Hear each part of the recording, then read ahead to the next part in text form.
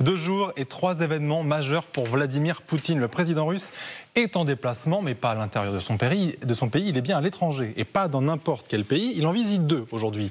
Les Émirats Arabes Unis pour commencer et l'Arabie Saoudite.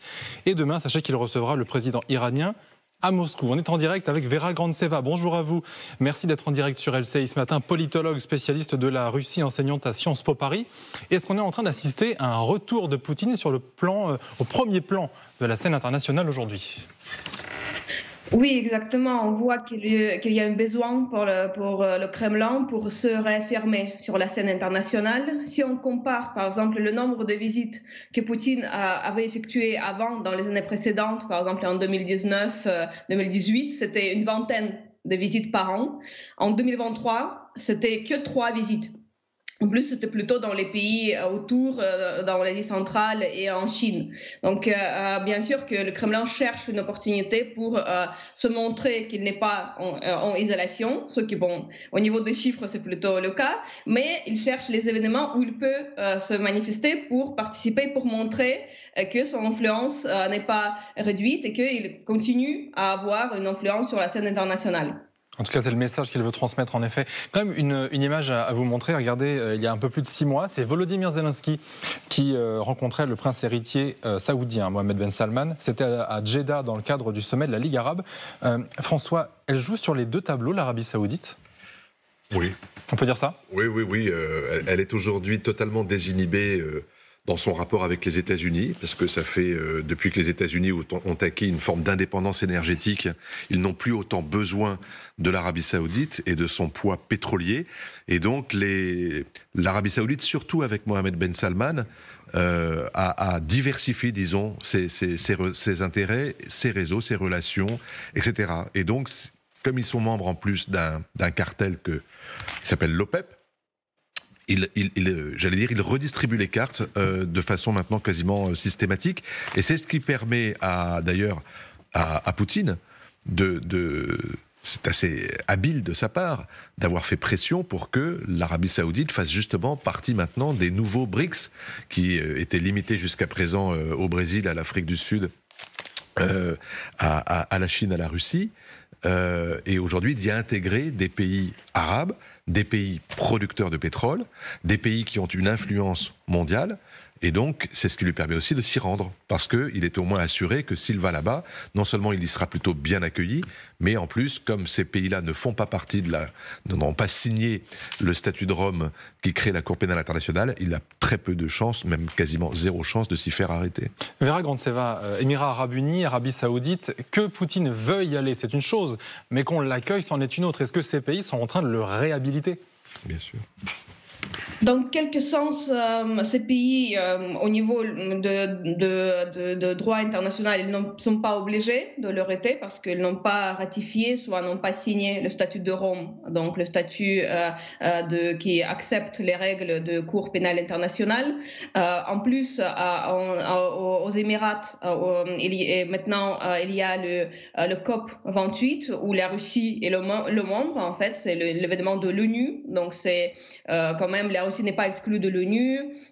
Donc, à mon avis, quand même, ici, on voit que Poutine en profite des trous où il peut trouver pour participer dans les événements de ce niveau-là, pour être à côté de leaders mondiaux et pour montrer qu'effectivement, il n'était pas exclu, qu'il continue à être un leader qui est fréquentable, ce qui n'est pas vrai. En fait, on a vu avec les chiffres, avec ses visites étrangères, on a vu qu'il y a très peu de leaders étrangers qui visitent Moscou. Donc, il essaie de compenser plutôt son isolation par des petits événements qu'il peut visiter, mais formellement, ici, il a le droit, il communique avec l'Arabie Saoudite, la Russie fait partie de l'OPEP+, et juste il y a 6 jours, ils se sont mis d'accord pour réduire la production pétrolière. Pour la Russie, c'est une question importante parce que la Russie a déjà perdu un tiers de ses revenus pétroliers avec les sanctions qui s'appliquent sur ses exportations pétrolières.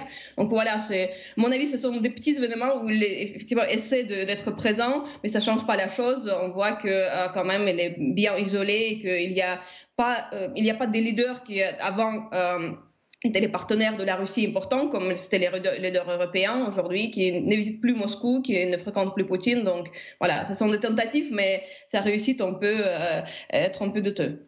Vera Granzeva, vous l'avez mentionné, Vladimir Poutine, il était effectivement sous mandat d'arrêt international, mais Nargis, ça ne l'empêche pas, ou en tout cas presque pas, de voyager. Oui, alors on le rappelle, le mandat a été émis le 17 mars dernier. Vladimir Poutine, mais aussi Maria Lvova-Belova, sa commissaire aux droits de l'enfant, sont tous les deux présumés responsables de la déportation illégale d'enfants ukrainiens vers la Russie. Mais vous le disiez, Guillaume, ça ne l'empêche pas de voyager. Par exemple, en octobre dernier, il était en Chine, on le voit, il était également au Kirghizistan.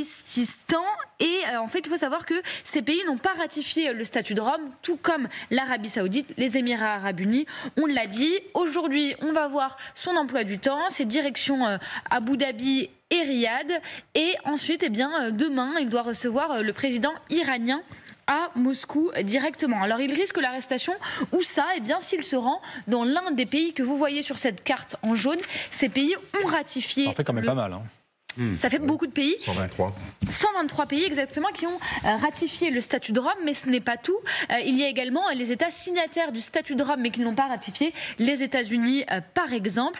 Et on a un exemple à vous donner, c'est celui d'Omar el-Béchir. C'est l'ancien président soudanais, et lui, il est poursuivi depuis 2009 pour crimes de guerre et contre l'humanité au Darfour. Et malgré le mandat d'arrêt émis à son encontre, il s'est rendu par exemple en Afrique du Sud ou encore en Jordanie, des pays ayant pourtant adhéré au statut de Rome. François, est-ce qu'on a échoué à isoler Vladimir Poutine? On voit bien la carte avec ses 123 pays, c'est impressionnant, il ne peut pas se rendre partout, il peut presque se rendre nulle part, mais on le voit aujourd'hui, il voyage et il a l'air de faire son petit bonhomme de chemin. Est-ce qu'on a vraiment fait tout ce qu'il fallait pour l'isoler au maximum? Non, il est isolé du monde occidental. Et après, il y a un autre monde que le monde occidental, qu'on a souvent tendance à ne pas voir, mais qui existe vraiment. Et notamment, c'est ce que lui appelle le monde eurasiatique, c'est-à-dire toute cette géographie, si vous voulez, qui comprend d'abord évidemment la Russie. Quand vous regardez le nombre de fuseaux horaires sur lequel se déploie ce pays, c'est juste la moitié de la Terre. Puis ensuite la Chine, qui représente un pays de plus d'1 milliard d'habitants. L'Inde, évidemment, qui est son partenaire au sein des BRICS, 1 milliard d'habitants supplémentaires. Donc il a des relations avec ces pays-là, des relations qui sont très fortes, et encore une fois, il a su, avec beaucoup d'habileté, rajouter un certain nombre de pays dits du Sud global à cette liste-là, et qui sont à la fois des pays très riches, comme l'Arabie Saoudite ou les Émirats Arabes Unis, mais aussi très pauvres, mais avec un poids politique important, genre l'Éthiopie, qui abrite le siège de la Commission de l'Union africaine, c'est-à-dire qui était un peu l'équivalent de notre Bruxelles pour nous, d'y ajouter un pays comme l'Argentine, et on voit dans l'actualité que l'Argentine n'est pas un pays aujourd'hui anodin, puisqu'elle vient de se doter d'un président qui est pas loin d'ailleurs d'épouser certaines des vues de Vladimir Poutine. L'Égypte, évidemment, qui est le grand pays arabe, qui a un poids dans sa région. Et donc tout ce faisceau-là lui permet effectivement d'avoir des clubs où il peut se rendre.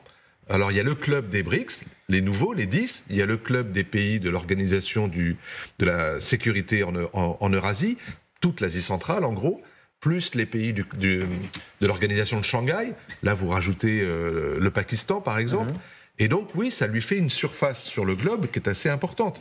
Mais toutes les organisations multilatérales qui dépendent des Nations Unies, il n'y va plus. Les grandes organisations qui s'occupent des grandes questions financières ou économiques internationales comme le G20, il n'y va plus.